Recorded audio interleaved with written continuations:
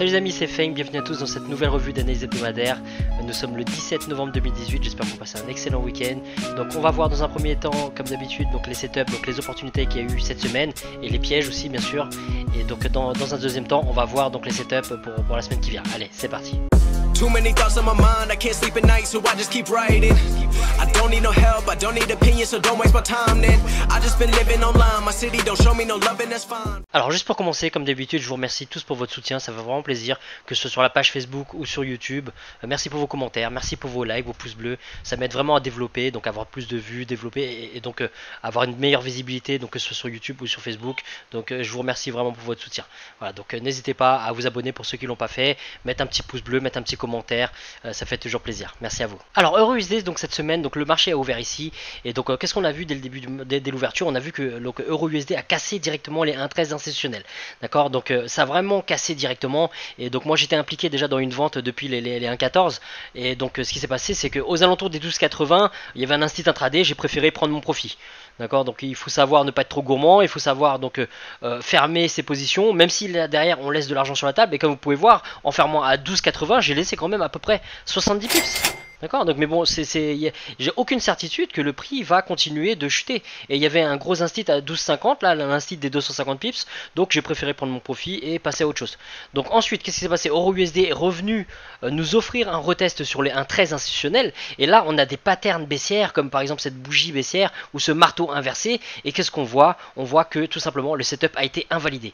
Et c'est là où on voit d'ailleurs que d'un point de vue psychologique, on est dans un business de probabilité, on a des patterns, on a des setups, on a un plan de trading et même si le plan est parfait, même si vraiment le setup est magnifique, il peut arriver que le setup soit invalidé derrière. Quand on voit même la bougie d'après, ce genre de mèche énorme de rejet d'un 13, on a toutes les raisons de vendre EURUSD.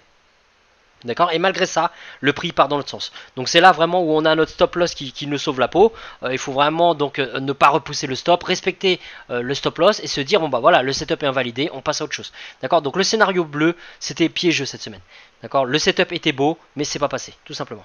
Donc ensuite, autre scénario sur EURUSD, bah finalement, ça a été invalidé. On a la cassure des 1,13, le prix repasse au-dessus des 1,13, et là, donc on a cette englobante baissière. Donc là, on fait attention quand même.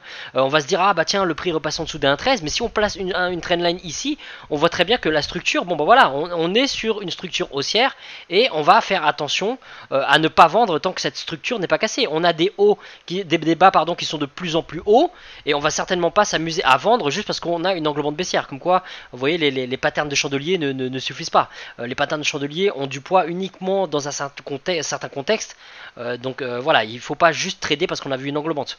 Donc voilà, à partir de là, qu'est-ce qui s'est passé? On a la cassure, donc on a le retest qui est ici, mais malheureusement ça ferme en dessous des 1,13, puis on a un rejet. Et là, si on regarde bien ces trois bougies là, bah en gros c'est un genre d'evening star. Donc certains me diront oui, bah c'est pas très propre comme bougie, mais les patterns ne sont jamais parfaites. D'accord, vous n'aurez jamais de pattern parfait. Il peut arriver d'avoir des englobantes, des pin bars, des choses comme ça qui sont parfaites, mais la plupart du temps, les patterns ne sont pas parfaites. D'accord, donc là on voit, qu'est-ce qu'on voit? On voit tout simplement un rejet, et donc on a une possibilité de rentrer sur EURUSD à l'achat une fois que le prix est repassé au-dessus d'un 13 et après surtout cette Evening Star.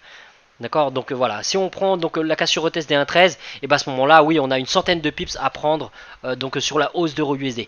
Mais début de semaine, petit piège. Et donc quand vous avez un bon ratio risque-profit et que vous perdez donc sur la vente sur EURUSD et que vous attrapez derrière dans l'autre sens, c'est là où je dis tout le temps qu'il ne faut pas lâcher le marché parce que les opportunités peuvent subvenir juste après. Donc là, vous avez un setup qui n'est pas passé et derrière, vous avez un autre setup, lui, qui passe. D'accord, donc avec un ratio risque-profit de 1 pour 2, vous avez une perte ici et vous avez le double ici en gain, donc vous couvrez votre perte et vous prenez des bénéfices. Alors GBP/USD cette semaine, donc le marché ouvre ici, qu'est-ce qui se passe? Comme sur EURUSD, on a le prix donc qui chute et qui casse donc cet institutionnel à 1,29. D'accord, donc moi j'ai surveillé le setup violet et donc quand j'ai vu donc le prix cassé, j'ai décidé de rentrer sur une entrée agressive, j'ai mis donc un ordre différé. C'est une entrée agressive, donc ceux qui connaissent savent qu'on a plus de chances de se faire sortir, mais on a un super ratio risque-profit. D'accord, donc voilà, le risque qu'il y avait, c'était le bloc de contrat que j'avais noté là, et donc ça n'a pas loupé, d'accord, donc j'ai pris le risque, et j'ai perdu derrière sur GBP/USD, c'est pas grave. Voilà, le setup c'était cassure retest des 1,29, scénario violet, cassure, retest, ça c'est ce qu'on appelle un railroad, d'accord, et qu'est-ce qui s'est passé? Bah le prix derrière, il a décollé. le bloc de contrat a bien fait son boulot, d'accord. Donc c'est vrai que j'aurais pu mettre un scénario de rebond sur le bloc de contrat, mais en gros, vous voyez, le bloc de contrat il était déjà noté, et bah c'est ce qui s'est passé, hein, d'accord. Les gros poissons qui ont acheté ici, quand le prix est revenu dessus, et bah ils ont réitéré et réinjecté des gros volumes, d'accord. Donc GBP USD, premier setup de la semaine, perte. Et donc voilà, donc vous voyez, c'était piégeux. Euro USD, GBP USD, on a eu des chutes, on a eu des retests, et derrière ça passait pas. Donc derrière, qu'est-ce qui s'est passé? Donc GBP USD a décollé, et là par contre on a des setups qui payaient fort.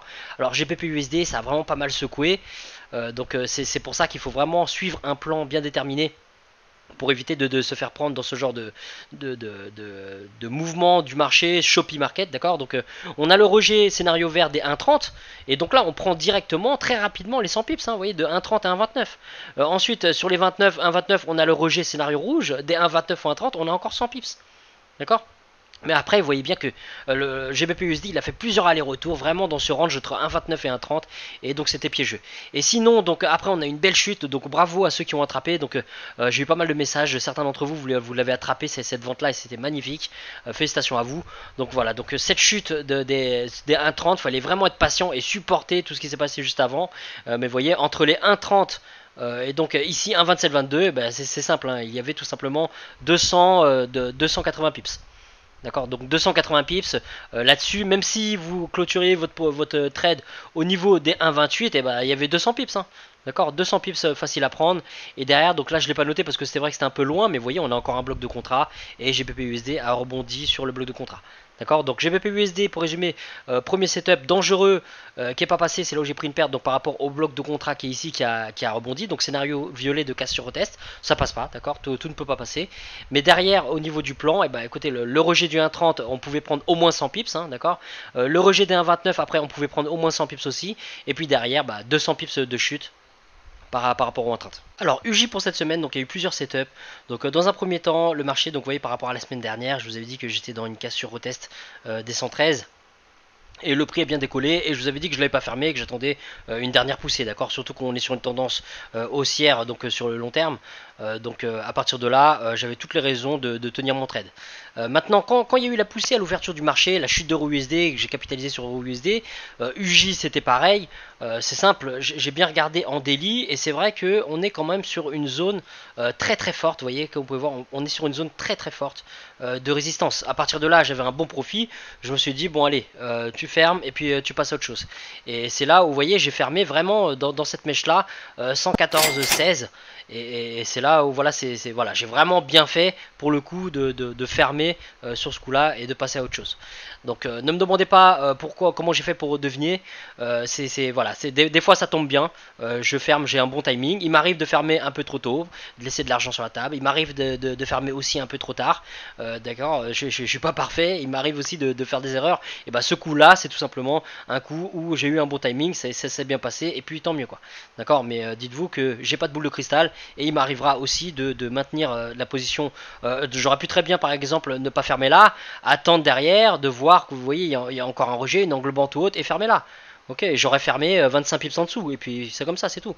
Mais voilà, j'ai eu un bon pressentiment, j'ai fermé là, par rapport à la grosse zone de résistance. Je me suis dit qu'il fallait pas être gourmand, et donc pour ce coup-ci, ça m'a porté chance. D'accord. Donc voilà, donc ça c'était le premier setup par rapport à la semaine dernière, par rapport à la cassure retest des 113. Maintenant pour cette semaine, au niveau des scénarios, qu'est-ce qui s'est passé? Et ben le scénario bleu, vous voyez, on a le scénario bleu, et donc on a le scénario bleu ou le scénario orange, hein, c'est pareil. On a le rejet du 114. Okay, on a le rejet du 114, même si on est sur une tendance haussière, on voit bien qu'il casse la trendline et il finit par rejeter la trendline. Et donc à ce moment-là, il y a eu une belle englobante. Faut faire attention parce qu'on s'approchait quand même du milieu du range. Moi j'ai pris le risque, d'accord, je l'ai vendu à nouveau UJ. Et quand il est arrivé au niveau des 113, donc j'ai regardé plus attentivement, et puis bon, j'ai fermé un petit peu en dessous. D'accord, donc comme quoi, vous voyez, il faut pas être trop gourmand. J'ai eu une bonne expérience ici, de pas être trop gourmand. Et ben j'ai fait la même chose ici, j'ai préféré fermer. Et puis on verra pour cette semaine. Des opportunités, c'est pas ce qui manque, il y en aura toujours. On est peut-être dans le cadre du scénario rouge maintenant. On va voir s'il y a un retest au 813. Bon, on verra ça tout à l'heure. Mais voilà, donc tout ça pour vous dire que bon, scénario vert, quand le prix est arrivé au 913, est-ce qu'on a eu un rejet? Pas du tout. Et si on avait eu quelques signes de rejet au niveau du 113, c'est simple, ma position je l'aurais fermée à ce niveau-là. Mais au lieu de ça, bon bah ça a vraiment bien cassé et j'ai fermé un petit peu en dessous. Et donc voilà, il était possible d'attraper donc cette chute entre les 114 et les 113, voire même plus, hein, parce que vous voyez c'est quand même descendu jusqu'à 112,60, donc il y avait 140 pips de chute, mais sur les 140 pips, il était possible d'en attraper 100, 120 sans problème. Alors, AUD-USD pour cette semaine, donc en gros le marché ouvre ici, et qu'est-ce qui s'est passé? Bah écoutez, c'est un petit peu comme pour Euro-USD, GBP-USD, où on a eu un beau piège dès le début de la semaine, c'était une cassure, un retest, donc le scénario vert des 0,72 institutionnels, et donc de la trendline au passage. Et donc qu'est-ce qui s'est passé?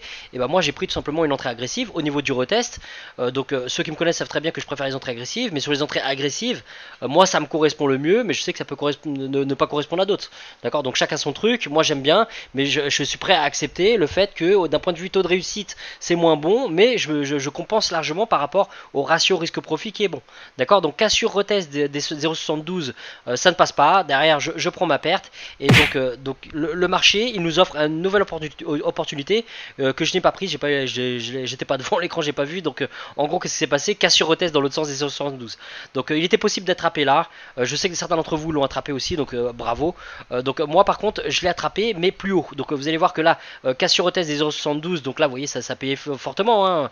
Là on est déjà à 130 pips de profit à la fermeture du marché, d'accord? Donc un piège début de semaine, 130 pips possible cassure retest du 0,72, et donc moi j'ai attrapé la cassure retest du 72,50, d'accord? Donc je l'ai attrapé au niveau des 72,60, on verra pour la semaine prochaine ce que ça donne, je le surfe toujours, mais en gros pour l'instant donc j'ai à peu près 70 pips de profit dedans, et on verra bien, d'accord? Donc pour l'instant je vais le mettre à break-even, et je vais voir ce que je peux en tirer. Est-ce que je vais fermer après une poussée à l'ouverture du marché comme pour Euro-USD et UJ cette semaine? On verra la semaine prochaine, d'accord? En tout cas je suis bien en profit dedans, c'est ce qu'on appelle un risk-free trade, il n'y a plus de risque dedans, donc voilà, on va voir ce que ça donne.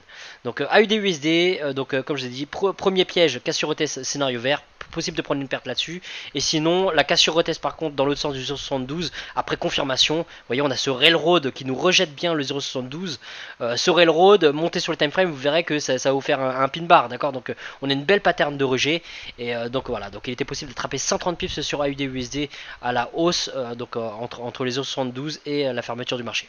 Alors NZD-USD, donc le marché ouvre ici, j'attendais donc un rejet par rapport au 0,67, et donc qu'est-ce qu'on a pu voir? On a pu voir que en gros le prix est parti frôler le 0,67 sans le toucher, d'accord? Donc à partir de là, qu'est-ce qui s'est passé? NZD-USD a décollé, et donc là on était plutôt dans le cadre du scénario vert, et dans le cadre du scénario vert, c'est vrai qu'il y avait un petit piège, on a eu ce rejet, on a eu ce beau marteau inversé, et il était possible de rentrer là-dessus, d'accord? Donc si vous faites sortir là-dessus, c'est pas grave, le setup était valable, donc à partir de là, c'est ce qu'on appelle un bon trade mais qui ne passe pas, d'accord? Donc aucun regret à avoir, c'était un bon coup à jouer. Sinon, autre setup, par la suite, qu'est-ce qui s'est passé? Bah écoutez, vous faites sortir ici, comme pour AUD-USD, vous pouvez vous faire sortir dès le début, dès le début de la semaine, mais après, il est possible de se rattraper. Et vous voyez, NZD-USD, c'est pareil, je l'ai attrapé, c'est le même setup que sur AUD-USD, cassure, retest, scénario orange, vous voyez, c'est vraiment magnifique, c'est exactement ce qui s'est passé. On a une cassure, on a un retest, on a le railroad track ici par rapport à NZD-USD, et derrière, il a décollé. D'accord, donc est-ce qu'il va aller taper les 0,69 instit? Est-ce qu'il va se retourner? On ne sait pas, c'est le marché qui décidera, on verra bien. Mais d'un point de vue price action, le setup était valide, et donc on va voir. Donc celui-là je le surfe aussi, à break-even, tranquille, on va voir est-ce qu'il va valider ou invalider, peu importe, d'accord. Les résultats d'un trade isolé, les résultats de quelques trades, ça n'a aucune importance, d'accord. C'est vraiment votre carrière, c'est des milliers de trades, donc ne vous attachez jamais à quelques trades, ça n'a aucune signification. Alors USD4 pour cette semaine, donc qu'est-ce qui s'est passé? Le marché a ouvert ici. Dans un premier temps, le prix il est passé en dessous de l'instit à 1,32. Donc c'est là où on faisait attention au scénario violet, voir s'il allait avoir un retest ou pas. Et le retest il est jamais arrivé, hein. Vous voyez bien que là on a un sort d'Evening Star. Le prix quand il est repassé au-dessus du 1,32, il est resté au-dessus du 1,32, hein, d'accord. Donc ici oui, il a travaillé un petit peu, mais bon ça c'est pas suffisant pour se mettre en vente, hein. Ça a même pas cassé le bas de la précédente bougie.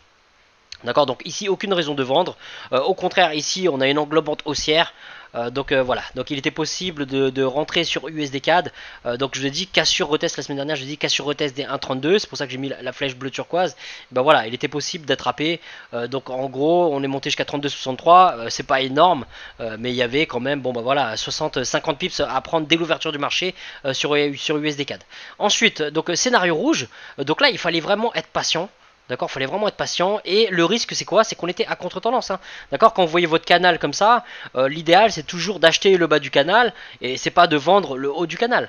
Donc je le dis toujours, c'est préférable d'un point de vue probabilité, d'un point de vue statistique, de vendre, d'acheter le bas du canal dans une tendance haussière, mais ça reste un setup valable, d'accord, ça reste un setup valable, et là on peut le voir justement, et donc le tout c'est de comprendre que vous prenez des risques mais contrôlés, vous avez un ratio risque-profit, vous avez votre stop loss, à partir de là, il n'y a aucun problème.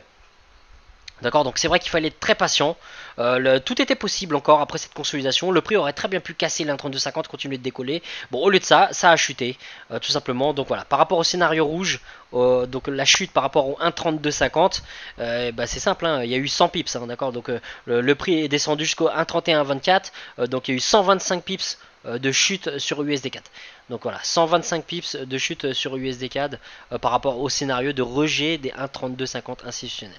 Alors pour le DAX cette semaine, donc en gros scénario orange, vous voyez le marché il ouvre ici, qu'est-ce qui se passe? Et bah il casse, on chasse pas donc l'indice et on attend un retest, et là vous voyez on a un retest magnifique, on a ce marteau inversé qui nous donne donc cette pattern d'entrée, celui qui ne prend pas cette pattern d'entrée a une englobante juste après, et après on a encore une englobante, donc vous voyez celle-là englobe celle-là, celle-là englobe celle-là, donc voilà, marteau inversé, englobante, englobante, il était vraiment possible d'attraper ceux qui rentrent en agressif directement en 11 500. Bah écoutez, il y avait 250 points sur le DAX, et sinon bah, si vous rentrez par rapport aux englobantes, et bah, vous avez quand même 200, un petit peu moins de 200, 170, 180 points à prendre sur le DAX. Donc vraiment le setup orange était magnifique, il n'y avait absolument aucune raison de prendre les autres setups, vous voyez on n'avait pas de rejet des 11 500, donc voilà, le scénario s'est très bien passé, et bravo à ceux qui l'ont attrapé. Alors pour ce qui est du Dow Jones cette semaine, donc c'est vrai que la chute a été belle, donc c'est pour ça que vous voyez, ceux qui ont attendu un retracement par rapport aux 25 750 points après la cassure, eh ben, il est jamais arrivé. Donc c'est le genre de cas où il ne faut pas être frustré, il faut se dire que voilà, vous respectez votre discipline, vous respectez votre plan, et si le setup ne s'est pas présenté, eh ben, il n'y a aucune raison de chasser votre trade, d'accord. C'est encore pire de chasser le trade, parce que c'est dans ces moments-là que vous rentrez trop tard, ou que vous prenez des retracements, d'accord. Donc après, par contre, qu'est-ce qui s'est passé? Bah écoutez, j'ai pas mis à jour les setups, mais vous voyez bien que c'est le scénario orange, il s'est passé tout simplement donc à un niveau en dessous de support institutionnel. On a eu cette cassure et ce retest des 25 500 points. Et derrière, vous voyez, on a eu une chute de plus de 500 points. Hein. Donc on a les 25 000 qui sont là, mais quand même, donc le Dow Jones est descendu jusqu'à 24 800, en gros 793. D'accord. Donc il y a eu cette chute de 700 points, d'accord, des 25 500, et il était possible de surveiller. Donc si vous savez comment je travaille, cassure, retest, rejet au niveau des supports clés, d'accord, des résistances clés institutionnelles, et ben il était possible d'attraper. Donc dans un premier temps ici de manière agressive, et sinon bon voilà, et vous pouvez le reprendre encore ici. Maintenant c'est vrai que si vous attendez la fermeture de cette englobante, et ben il est un petit peu tard, hein, d'accord, parce que déjà donc vous avez laissé tout ça sur la table, et puis derrière quand vous rentrez ici à 100 points de ce support, c'est jamais une bonne idée. D'accord, et c'est pour ça que d'ailleurs, vous voyez, on a des beaux rejets derrière.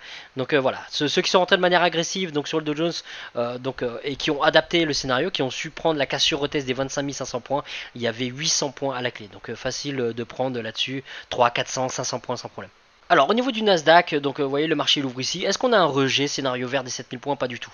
Est-ce qu'on a une cassure des 7000 points? Oui. Est-ce qu'on a un retest? Non. D'accord. Donc le scénario rouge, il n'y a aucune raison de chasser le Nasdaq à la vente.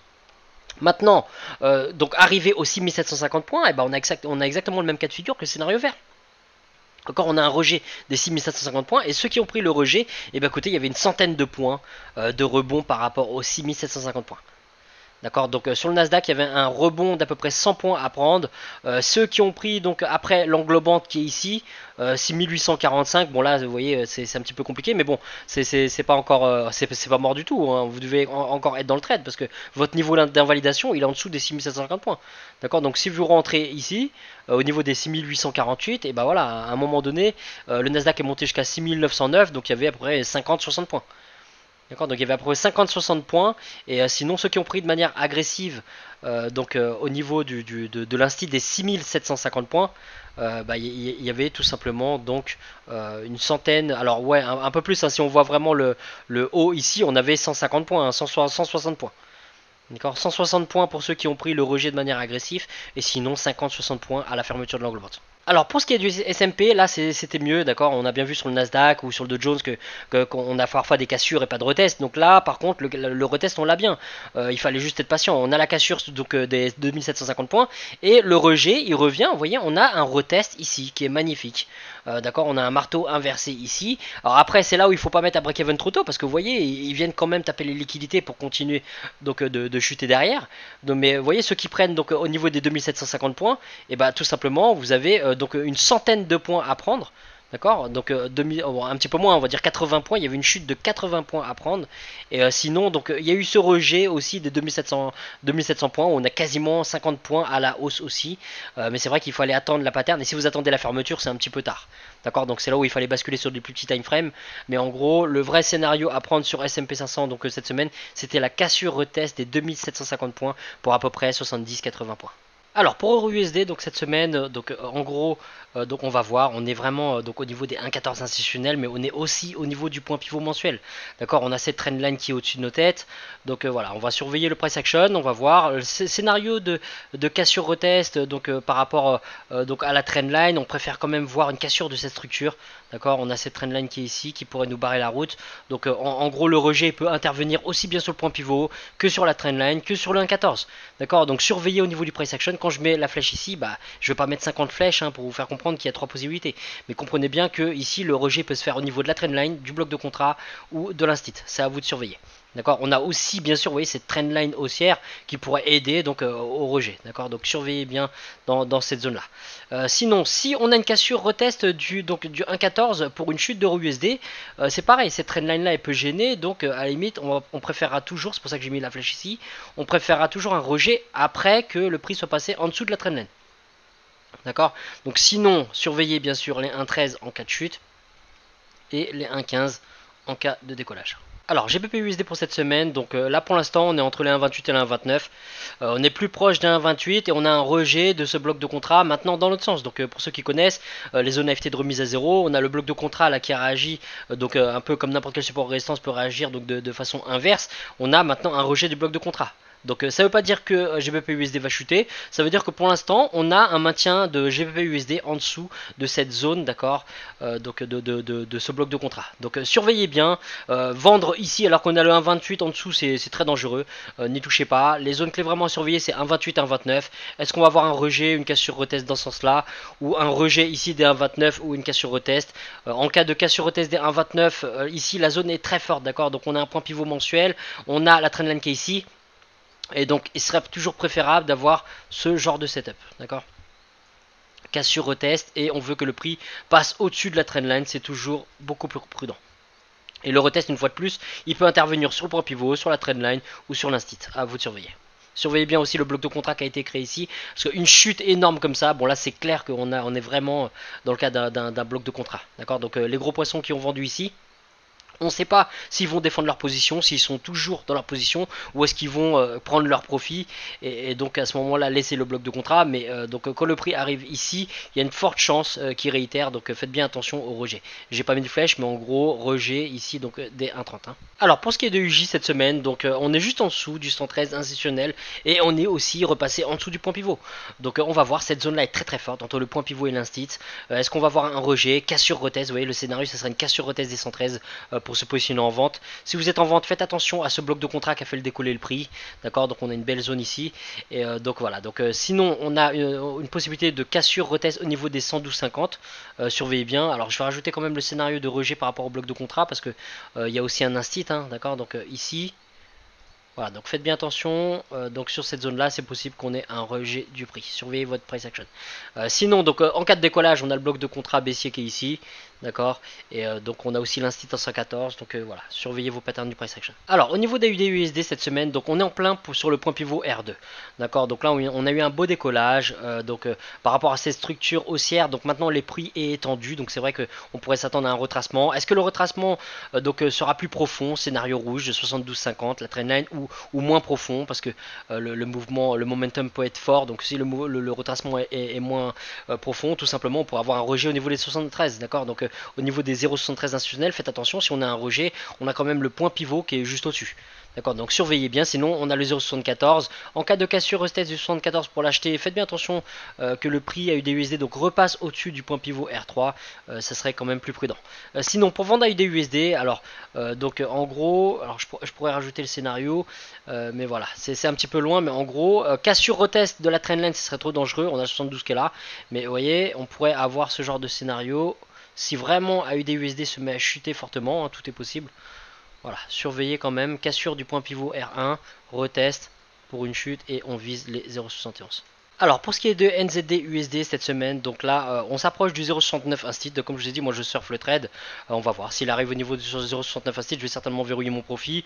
S'il pousse, il y a le point pivot qui est derrière, faire très attention. Dans le cas du scénario de cassure au test 0,69, faites bien attention à ce point pivot là. Et si vous voulez vendre NZD USD sur le rejet par exemple du scénario vert, faites bien attention à la trendline. D'accord, pensez à mettre un break-even, pensez à verrouiller une partie de votre profit. Sinon, si le prix chute donc jusqu'au 0,68, faites bien attention, une fois de plus on a un point pivot R3 qui est là, donc surveillez bleu. Et pour vendre, sinon scénario bleu turquoise, cassure retest de 0,68. Alors USD4, donc là on est toujours donc dans ce canal haussier et on est en bas du canal, donc pour l'instant on est vraiment sur une situation d'achat et donc c'est pour ça que je vous ai mis la flèche bleu turquoise. Par contre en termes d'institutionnel, on est quand même en plein milieu du range entre le 1,31 et le 1,32. D'accord, donc si vous avez des patterns clairs pour rentrer, tant mieux. On préférera quand même voir un certain rejet en termes de price action ici pour se positionner de manière plus sûre. D'accord, donc sinon, si le prix chute au niveau des 1,31, pareil, on peut avoir un rejet ici ou cassure retest. On peut aussi avoir une cassure retest, donc ici, donc on a la trendline, d'accord. On pourra avoir une cassure de la structure pour le vendre derrière. Et sinon, surveillez les 1,32, d'accord. Même si vous loupez la hausse ici, il est possible d'attraper toujours en harmonie avec la tendance une cassure au test des 1,32 pour se positionner à l'achat. Alors pour ce qui est du DAX, donc cette semaine, donc après le super scénario de cassure au test des 11 500 points, là on a un rejet de 11 250 points, donc on va voir, d'accord, surveillez bien ces deux niveaux institutionnels. On a cette trendline, d'accord, qui s'est créée, donc voilà, pour acheter le DAX, c'est plus prudent d'attendre une cassure au test des 11 500 points, faites attention quand même au point pivot mensuel, et donc scénario rouge, on a une possibilité de rejet, parce que on a quand même donc l'instit, et on a aussi donc la trendline, donc voilà, surveillez bien cette zone là. Sinon en dessous, on a le 11 250 points, donc pareil, on peut avoir un rejet comme c'est arrivé ici ou une cassure retest. On va surveiller notre price action.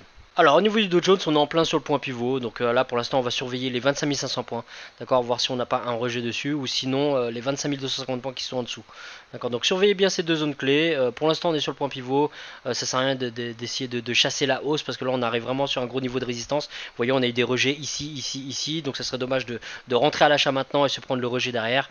Donc voilà, donc en cas de cassure retest, et tout simplement attendez, bien sûr, ne chassez pas la cassure et attendez le rejet, la confirmation après le pullback au niveau des 25 500 points. Et sinon pour le vendre, tout simplement scénario orange, cassure retest des 25 250 points.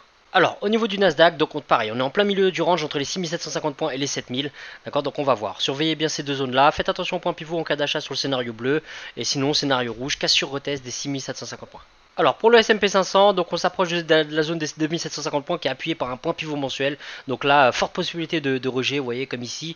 Donc surveillez bien le scénario rouge et en cas de cassure retest, scénario vert tout simplement. Si donc le S&P chute au niveau des 2700 points, faites bien attention donc au rejet, scénario bleu, ou sinon cassure retest, scénario orange. Alors petite surprise, petit bonus cette semaine, donc vous voyez en fin de vidéo, hein, pour ceux qui ont vraiment suivi jusqu'au bout, c'est un petit peu comme à la fin des films, vous voyez les petits bonus dans le générique, pour ceux qui ont la patience d'attendre, donc merci à ceux qui sont encore là donc à ce stade de la vidéo, donc petit bonus, donc ceux qui me connaissent savent très bien que USD CHF c'est un petit peu ma bête noire, et donc là j'ai un petit peu pris sur moi parce que j'ai vu un beau setup de cassure retest cette semaine et ça faisait bien longtemps que j'avais pas tradé dessus, et donc voilà, j'ai décidé de vous faire une petite analyse dessus et vous faire un petit setup.